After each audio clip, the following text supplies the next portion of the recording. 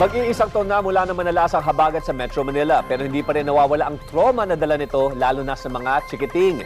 Kaya para maturuan sila ng laging maging handa, isang librong hatid ng Rescue 5. Naritong report.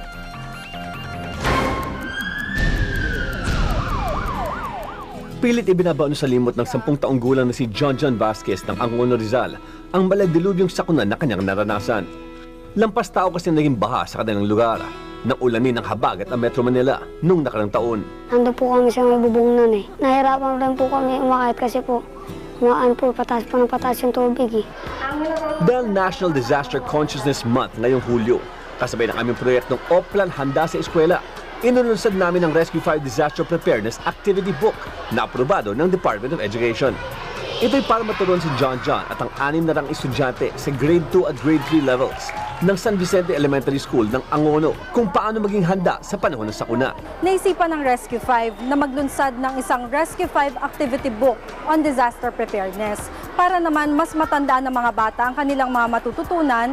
Bukod doon, mag-e-enjoy pa sila sa iba't ibang activities tulad ng games, puzzles, pictures to color sa loob ng libro. Importante po para mamulat sa kaalaman ng aming mag-aaral tungkol sa mga kalamidad na nangyayari ngayon.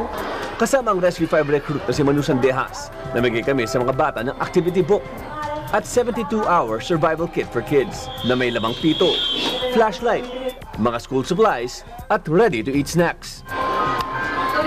Tuwang-tuwa sa pagsagot ng activity book si John at ang ibang mag-aaral. Nagsigawa rin kami ng disaster preparedness demo. Para lalong ma-enjoy ang mga chikiting, nagtanghal din sila Marvin the Magician at ang ventriloquist na si Juan Lu. Laking pasalamat ni John at ang kapwa niya mag-aaral dahil ang dagdag kaalaman na ibinahagi namin sa kanila, magiging sandatan nila sa panahon ng sakuna. Maraming salamat po sa Rescue 5! Paolo Bijones, Rescue 5.